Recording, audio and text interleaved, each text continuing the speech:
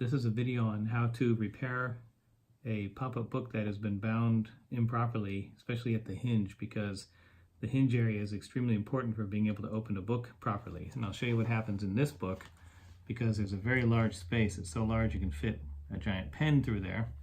And what it's supposed to be like is tight. So here's an example of a book that has it bound properly, where the pages come down tight into that space. And so what happens is it opens properly. On the book that has a large gap, this is an example of opening a page where you can see the hinge is acting very strange, and I can't lay things completely down. They're all like flopping over and going between pages, and especially I think maybe this one, you can see that I cannot lay that down flat. So instead, this book being bound, this one was just repaired. When it's bound properly, it opens up and lays completely flat like this. So you can see that I can even push down here and the hinge completely lays down. It makes the page lay down flat, and you can see how the hinge actually works by watching each page being turned. So as I go through the whole book, the very last book lifts up the hinge and allows this plane to be flat. And as I go through each page, it folds and flexes so that each page lays down perfectly flat.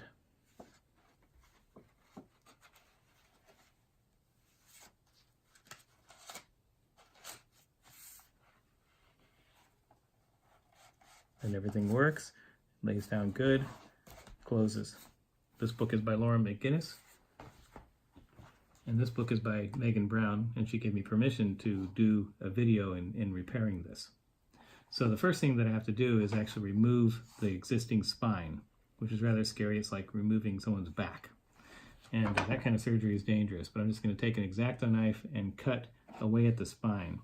And what I've got is pre-prepared an extra new skin and spine board, a piece of mat board that is now sized properly. It's been sized smaller. It's about 1/4 inch less height than the existing spine, because the book can literally lay down flatter and look a little better rather than tapering like this. You can see that we did that on Laura's book, and now it lays really well. It's the right kind of thickness for what the pages contain. Okay, so I'm going to now cut this off. There you go. And now you can see that there's this wide accordion sort of space here, and that needs to be glued a little bit tighter to make the book a little bit more precise when it opens up. So I'll take the rest of the spine off.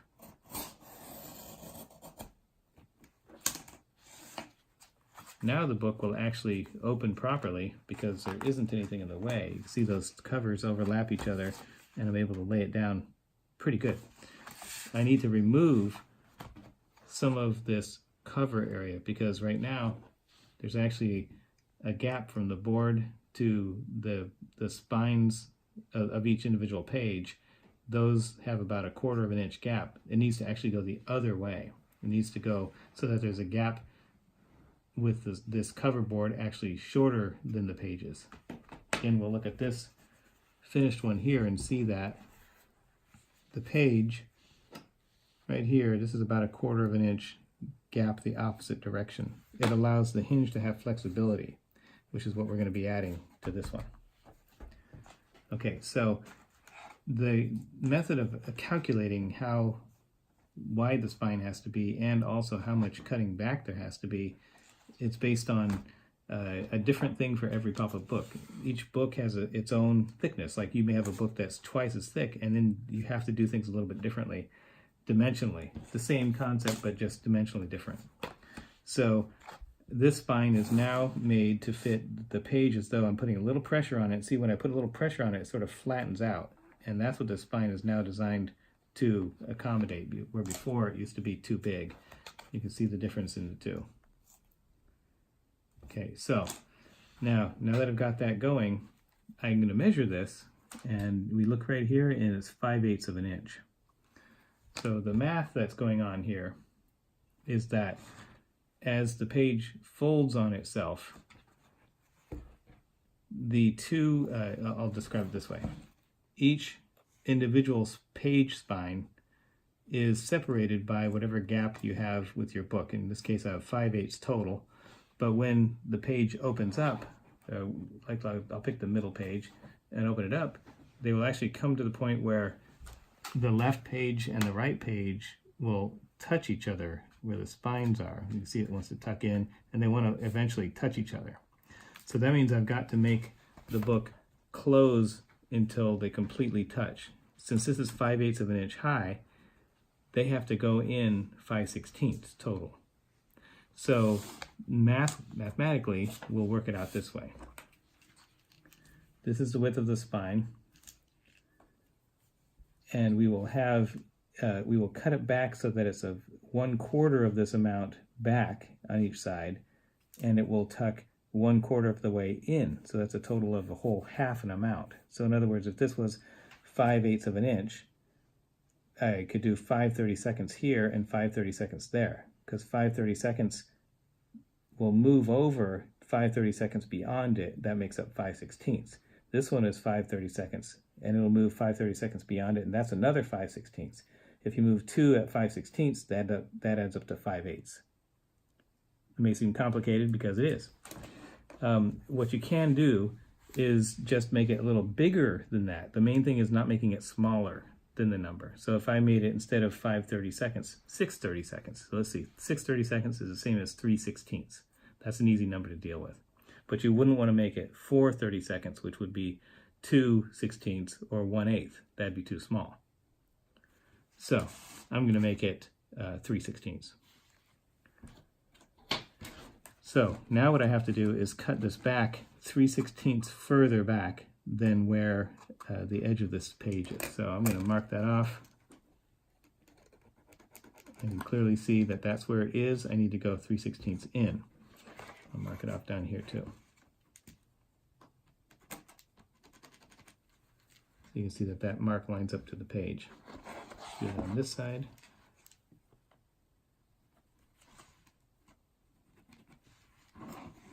And on this side. Okay, so I've got to separate the page that's attached to the cover just a little bit from the cover board to make sure that it's got a gap for me to be able to apply some cutting. So I'm opening it up with a bone tool. Do the same on this page. It's just barely attached there anyway. That's good. Now I can actually get a piece of mat board and shove it in here, and I've got to make sure that the cut I'm going to do is at this position. So here's a way for me to be able to make sure that's going to happen. This is right here. I'm just going to see if I can, actually I'll go another route. I'm going to use this spine board to mark off that distance there, and then I have to go 5/16 further, or 3/16 further. So this is the same distance from that red mark to here, then another 3/16. So I'm going to mark off 3/16 on this thing. I'm setting the red mark on 1, and then I'm going to count 1, 2, 3/16. So that is how much I have to trim off of this. So I'm going to mark this off right here. Hopefully my pen will be visible. And that is visible. Let's see if that's also similar on this side. It looks like this one might be a little different. Slightly crooked. Okay, so if I would, you can see that the red pen almost reaches the mat board that I'm going by. So I've got to go another 3/16 beyond that to make sure that I'm cutting this one properly. Mark it off. Okay, I got a mark that you may not be able to see that mark, but there is one right there, and there's another mark right there. Okay, I'm going to double check this side.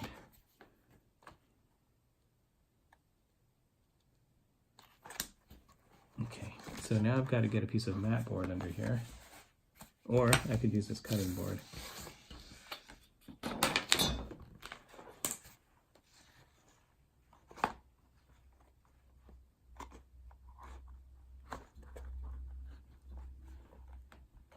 tuck the cutting board in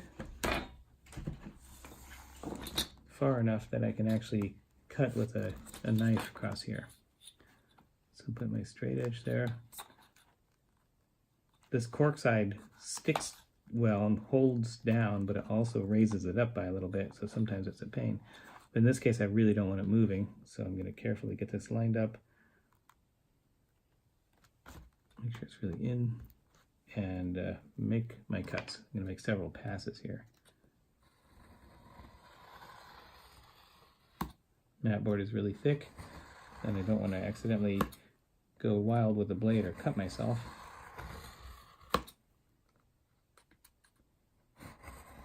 Or worse yet, eventually cut all the way through her entire book. That'd be a drag.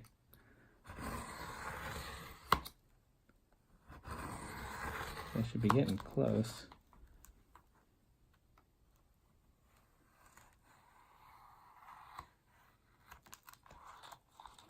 Okay, remove that.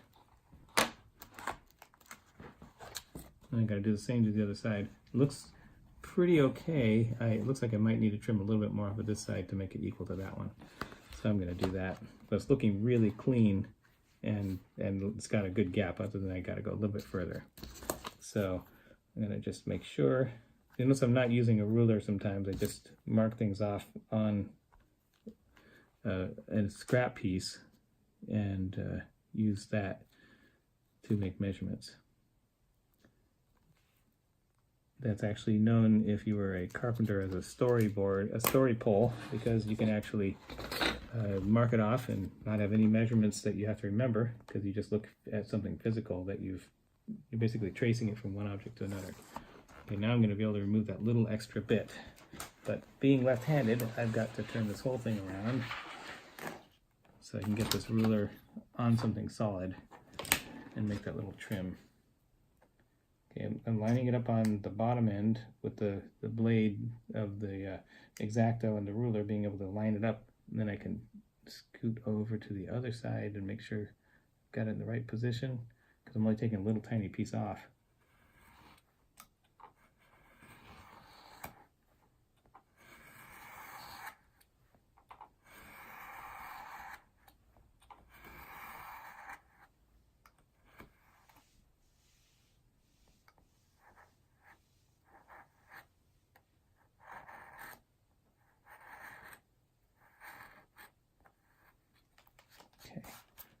Got that off of there. Let's see how it looks now. Now that looks really even. Looks really great. So I'm going to do the same to the other side. Now I really just have to project down to this other side here. I don't have to go through the measurement process because I want the cover to look the same on each side. So I'm going to see if I can make a cut through here that'll show up on this side. I can see where I cut it. Do the same on this side.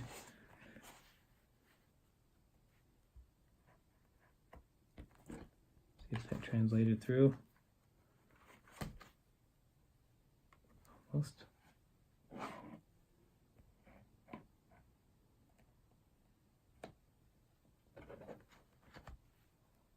Yep, okay, so I can see both sides now. All right, so I've got to do the same thing. Tuck this in.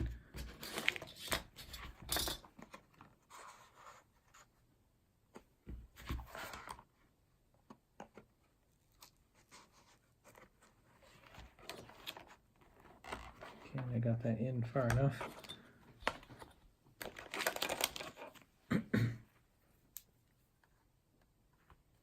Using the pivot idea again, get this into where I'm going to cut.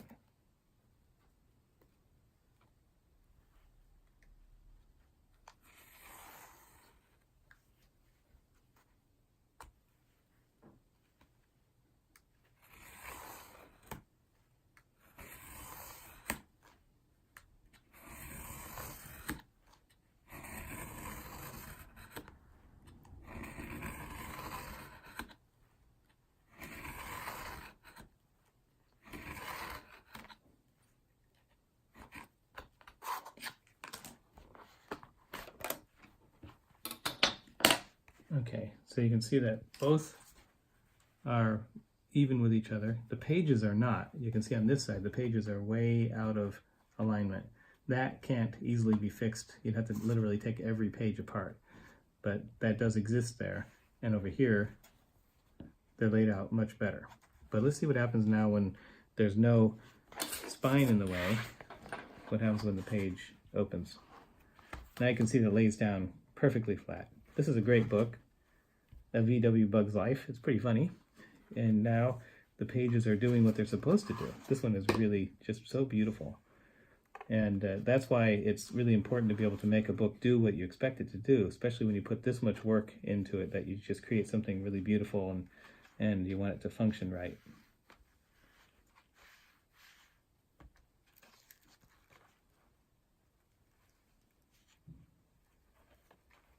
This is my favorite page. It's incredible. And the VW ends up at least serving a purpose in the end. And so anyway, there we now have a really nicely movable book, just no spine. So it's time to add a new spine in. Like I said before, I've cut something down, that the new spine that will give us the right height that we want. Let's see, I need to trim it down a little bit. So I'm going to mark it off here and make it only that long.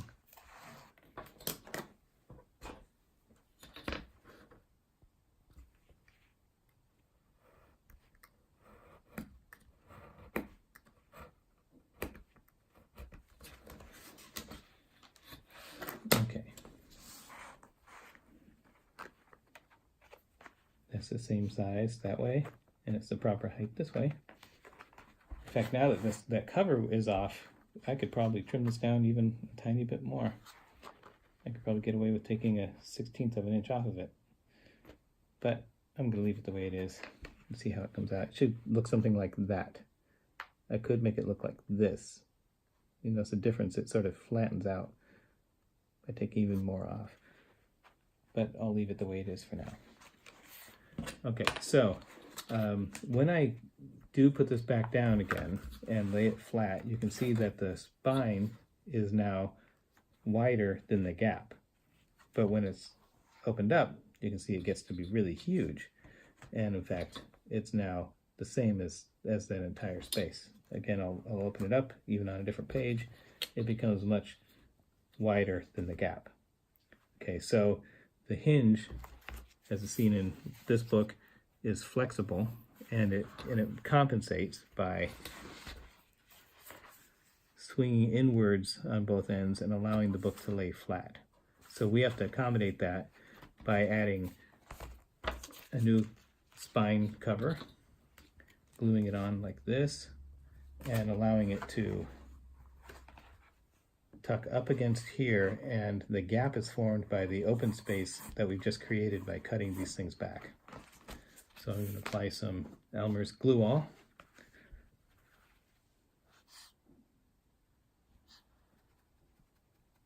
Not much in this bottle, but it's slowly coming out.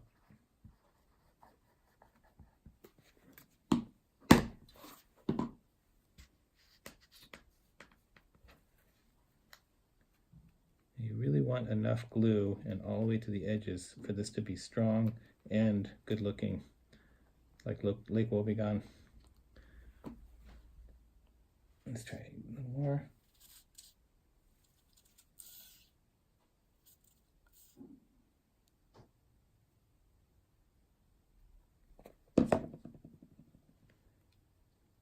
It's not that warm in here, but just the amount of time it took for me to do that, the glue is already starting to dry in places.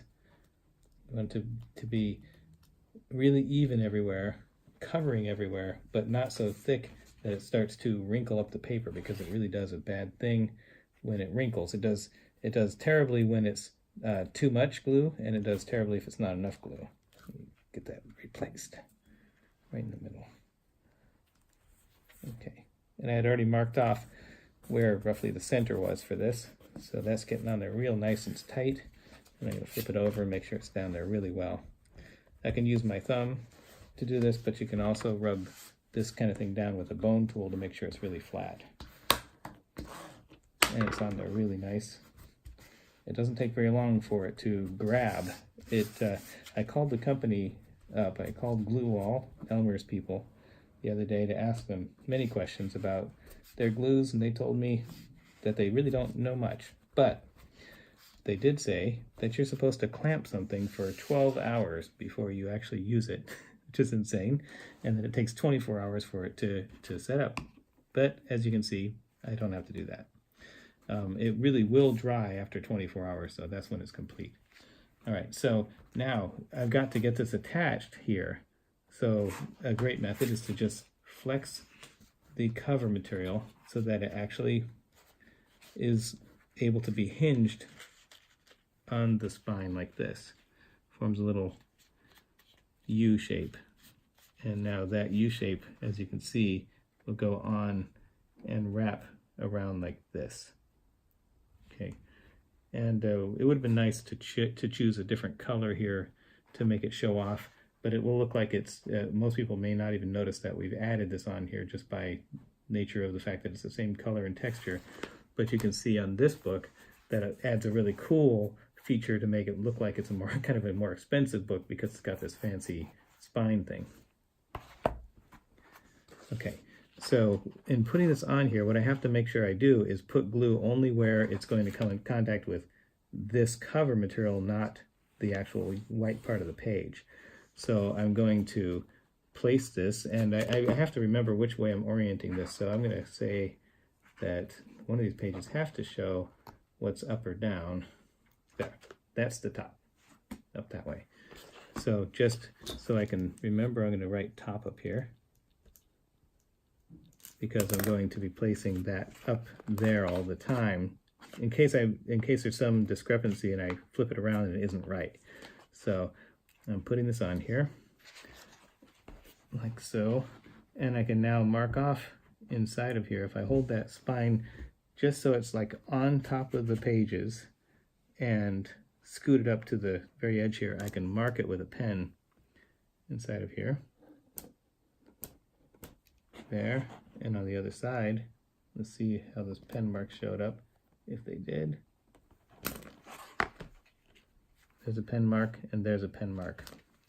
So I've just marked off where the area is that I can glue. And I'm going to do that to the bottom side too, just to be sure that it's actually going to be consistent across here. So I'm moving it over the same way, making sure it's flat looking.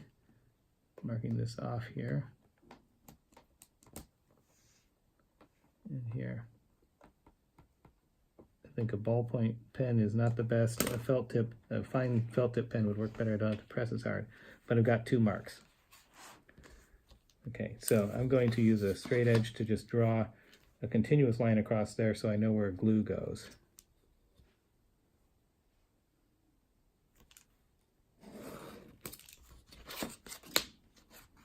Same on this side.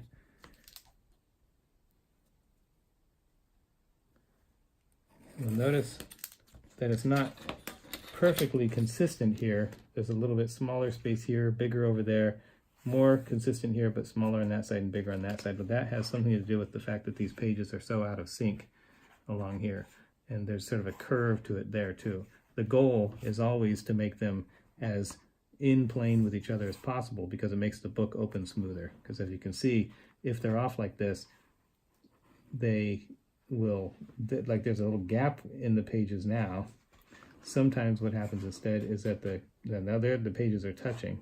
Sometimes the pages will actually try to tuck underneath each other like that one. See, it wants to fit between those other pages, and that's because these are shorter than that one. That's why it's important to do it more consistent. So let's see on this side. I try this side over here. Try that one. They want to just touch in the middle. They want to touch there, and on the end, they want to touch. So that's why consistency is important. All right, so I'm going to put glue on here, but I don't want to go beyond the length of this spine material yet. So I'm going to mark off with a pen here just so I know where to put my glue. So I need to glue it in this rectangle here and then glue it in that rectangle there. So I'm going to glue one side first, attach it to the cover, rub it down, make sure it stays in place, and then do the other side. Okay, so the top again. Okay, that is the top that way. It says top here. So when I put glue on it, I'm going to be ending up here.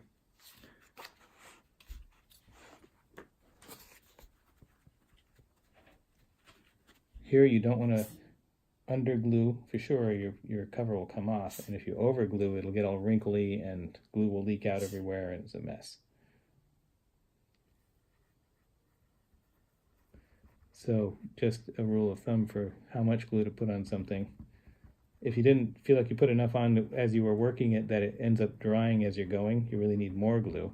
If you find that you're smearing it all around and it's just a slippery mess, you have too much. So I'm going to make sure it goes all the way to the outer part of the cover material and all the way to that pen line. And it looks wet, and it's also looking pretty consistent. Make sure it goes all the way to the edge. Notice I'm getting a little bit on this mat, so I should just wipe that off real quick. Make sure that stuff doesn't dry on the mat. Okay, so now I'm ready to put this in, and what I'm going to do is make sure that the spine is touching the pages like it should, that it's lined up at its height there, and then I just make sure it feels flat across the top, and then just start gently rubbing it down so that it starts gripping here. It's starting to bind, and now I can just open this up because it's now able to be rubbed down. In fact, I'll turn it over like that because now it's not going to move around. I've got that, it's already stuck pretty well. So this is now, that's blending really nicely with the original cover. I can see that I probably oriented the spine material this way and the cover was maybe gone that way. But I don't think that really matters. Whatever alligator donated this doesn't mind using the whole skin in different places.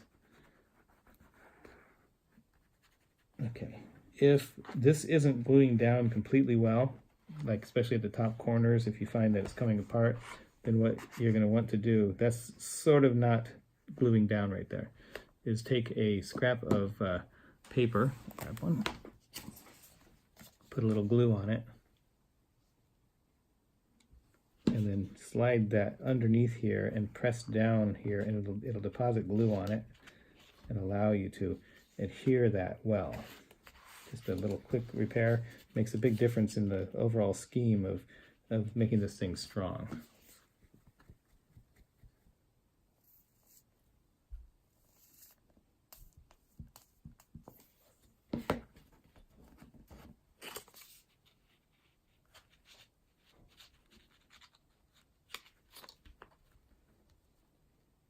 Okay, like I said before, it doesn't take very long for it to actually adhere enough that you can start doing the next bit of work.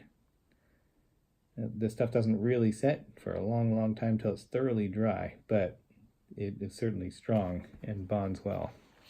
So now I can get that glued on there.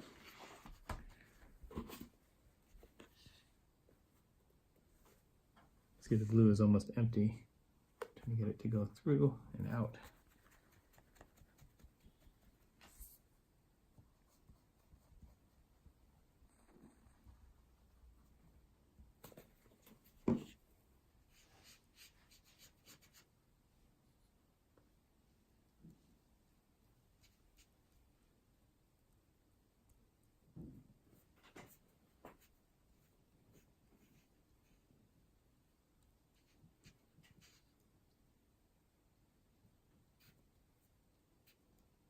And just going over it several times to make sure that it's consistent coverage and I don't have areas that are really thick glue, because that's when it really creates trouble. Can wipe that off. And now I'm going to tip it back up and make sure that it's really going to lay flat, and then put this on here. And now I can work it onto there.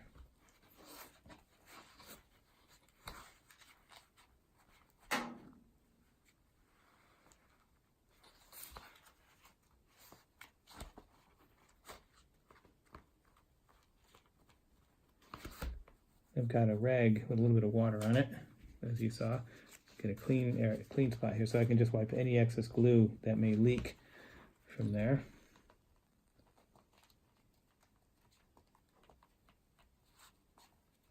It's looking good, but there's just a little faint amount of glue. This should be able to remove it completely, make it look perfect.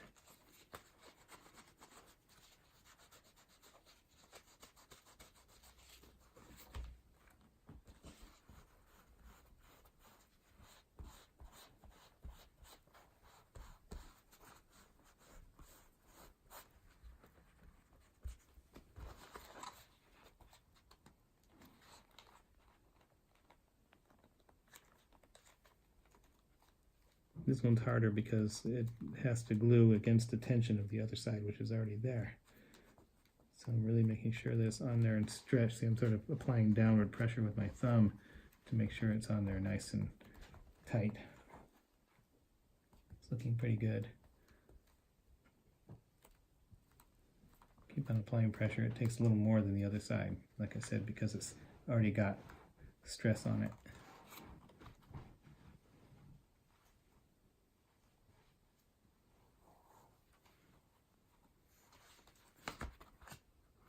Okay, so I'm going to check to see if it has anything loose on it. It looks pretty tight on both sides. So now I'm going to try to work this into flexibility, because right now it's not flexible. I mean, sure, it goes and folds closed, but to try to open it is kind of a problem because the hinges are not flexible yet. I'm going to try to force them in as I'm opening this page. If I can find the middle page, it's a good idea, because that's where it lays out the most even. So this one has 1, 2, 3, 4. So I'll call that the center. And you can see that I can hinge the one side, but not the other. So got to get that to do its thing too. And ultimately, what I'm going to try to do, if you find a page that you can actually open up like this, that's completely flat, so I can lay it down, I can now work the spine from this side. Make sure it's tucking in and lays completely down flat in the center, because the hinge material is actually folding in like an accordion on both ends and on both sides. So that is how it should look when it's laying flat. And you can see that this will be a successful book because now it completely lays flat like it should. Okay, so the last bit is that I have to glue this folding over and glue the other side folding over as well. So this is a little bit longer than I need, and I could have tried to calculate this before I put it all together, but I really want to make sure that I can, if everything's all in place, I can measure how much of a gap there is from where the pages are to the end of the cover and make sure I go that far out here, plus accommodate for the thickness of this material because it has to wrap up and over it. So I'm going to make a mark on here on my story pole, and I can transfer that right out to here, but like I said, I have to accommodate the thickness of the mat board. So I'm going to grab a scrap of mat board, which I think I have here, and lay it up against the other mat board because now I've accommodated the thickness. Put this up here, story pole, sorry, and mark this off where I need to cut it. Now I'm going to check to see if this side's relatively consistent, and it's really pretty consistent. So put this on here.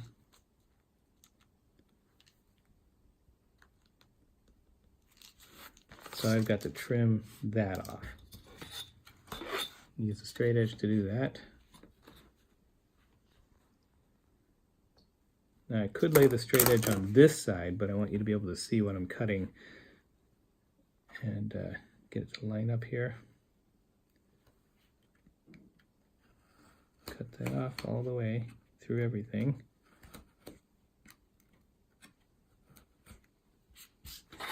Okay, and now I'm going to see if that folds up properly. In order to do that, I want it to be completely stretched.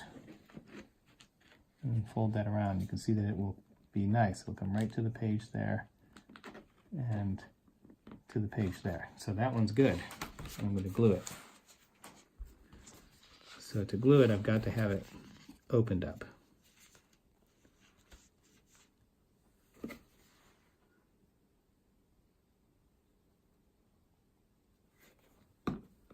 Okay, this is a little trickier to glue, so I'm going to use a scrap mat board as a spreading tool. And spread the glue around because it's such a small area to get my fingers into.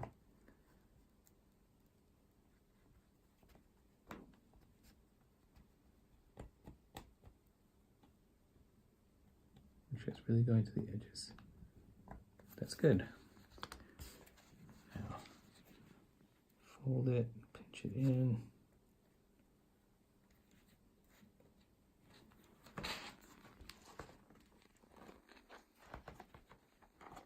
Trying to wrap it tight. At the same time I'm wrapping it tight, I'm also pinching in the hinge area really tight because I want the hinge material to bond to the back side of itself. So I'm squeezing it down into the hinge really tight, making sure everything is in there nice and snug. And it's looking really nice. It looks like it was never even added on. Right there.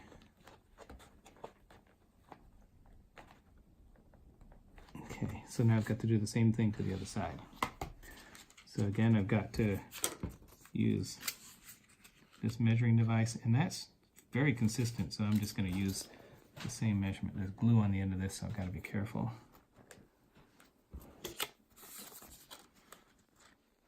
I barely have to trim anything off of this side.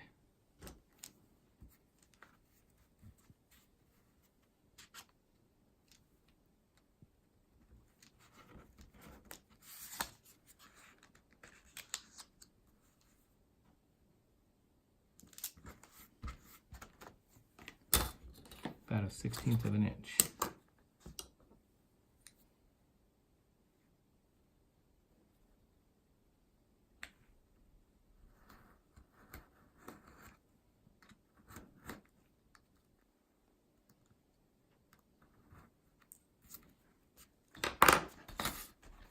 Check to make sure that looks right. Looks like I might need to trim a tiny bit off there, and check this side. That side's good, so I have to trim this just slightly shorter here. Got to trim just a tiny bit off, otherwise it overlaps the page just a little bit.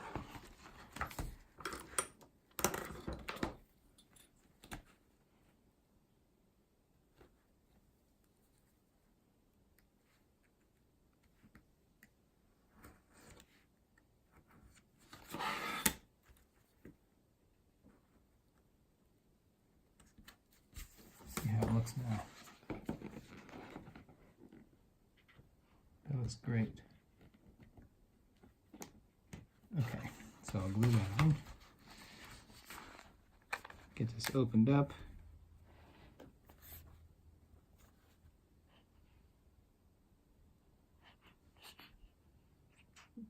Be patient.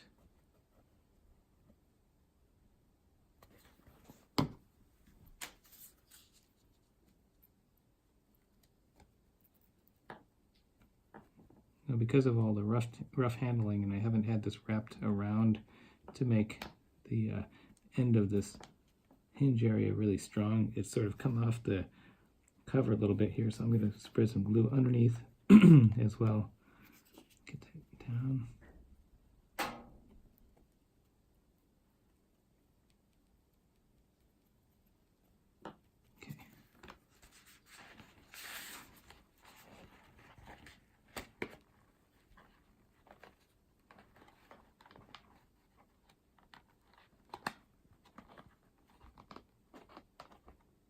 Pinching it like before, making sure I'm really rolling it tight under there. It's looking good. A few more things I have to glue because this is such a big gap here. I'm going to apply a little dab of glue in there and make sure it will sit a little tighter. Okay, that's good. I'll put a little bit of glue in there. Page won't have such a big opening to it. You have to have enough room that the page is flexible. But before I glue it, I'll show you what I mean. When the pages are together like this, they're not squished tight. If I was squishing it tight, they'd really go in tight. But there's a little space between them. That space has to be there by leaving a little bit of flexibility between each of these.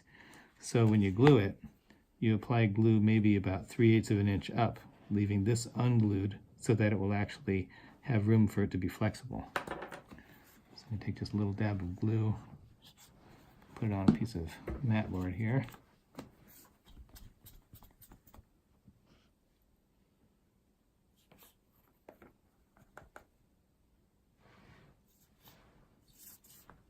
This bottle is really almost empty.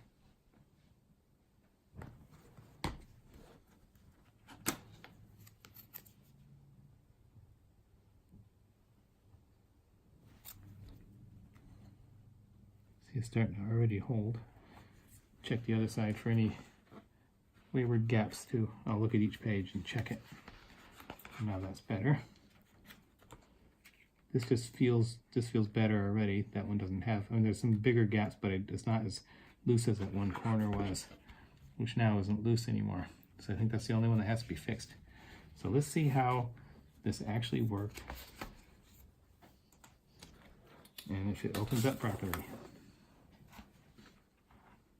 This is the front of the book, and we'll see what happens with the hinge as I open the page. You can see that that is the first page, and it does that thing where it lays down really beautifully. Road Trippin', California Road Trippin', a VW Bug's Life by Megan Brown. What does that say? Chandelier tree. Look at that, there's a VW inside of there. What a silly VW. Now this page gives you such a beautiful view of our natural forests in California. And of course, here's the Golden Gate Bridge, and it's a torrential storm of clouds or something, or fog going all around. This is very dangerous. But that VW is a very stalwart VW. This is where you get kind of scared. You go in San Francisco, and sometimes what happens is your car goes backwards. The nightmare that I've had since I was a little kid. Oh, Santa Cruz, of course. There's the really fun place, Santa Cruz. Oh, he's going surfing. What a crazy VW. But you know what happens in the end? Retired. This is the end of his life. But the octopus is very, very happy about that. The end.